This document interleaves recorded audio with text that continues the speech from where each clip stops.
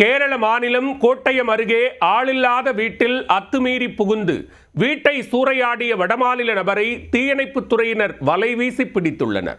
2 மணி நேரமாக அதிகாரிகளை சுற்றலில் விட்டு சோதித்த சம்பவத்தில் நடந்தது என்ன? ஆளில்லாத வீட்டில் அத்துமீறி நுழைந்த வடமாநில நபர் இரும்பு கம்பியால் வீட்டு ஜன்னல் மற்றும் கதவுகளை அடித்து நொறுக்கி சூறையாடல். பிடிக்க முயன்ற காவலர்கள் மீது கற்களை வீசி தாக்குதல்.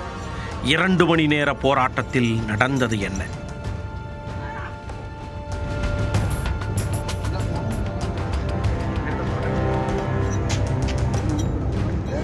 கேரள மாநிலம் கோட்டயம் திருநக்கரை மகாதேவர் கோவில் அருகே உள்ள ஆள் நடமாட்டம் இல்லாத பூட்டப்பட்ட வீட்டில் நள்ளிரவு சுமார் 1:30 மணியளவில் வடமாநிலத்தைச் சேர்ந்த தொழிலாளி ஒருவர் வீட்டின் கதவை உடைத்துக் கொண்டு உள்ளே நுழைந்துள்ளார்.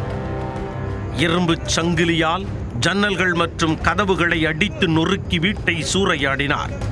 சத்தம் கேட்டு ஓடி வந்த அக்கம் பக்கத்தினர் மர்ம நபரை கண்டு அதிர்ச்சியில் உடனடியாக காவல்துறைக்கு தகவல் கொடுத்து வரவழைத்தனர்.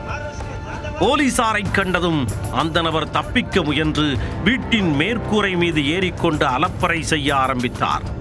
அங்கிருந்து கீழே இருந்தவர்கள் மீது கல் மற்றும் இரும்பு கம்பிகளை வீசி எறிந்து தாக்கத் தொடங்கினார். இதனால் மர்ம நபரை பிடிப்பதில் சிரமம் ஏற்பட்டு தீயணைப்பு துறையினரை வரவழைத்து உயிரை பணயம் வைத்து கட்டடத்தின் மேலே ஏறி வலை விரித்து கோழியை அமுக்குவது போல அமுக்கினர். சுமார் 2 மணி நேர போராட்டத்திற்கு பின் அவரை பாதுகாப்பாக கீழே கொண்டு வந்தனர். பிடிபட்ட நபர் தலைக்கேறிய போதையில் இருந்ததாக கூறப்படும் நிலையில் அவரை காவல் நிலையம் அழைத்துச் சென்று விசாரித்து வருகின்றனர். இச்சம்பவம் கோட்டயம் பகுதியில் உள்ள குடியிருப்பு வாசிகள் மத்தியில் பெரும் அதிர்ச்சியை ஏற்படுத்தி உள்ளது.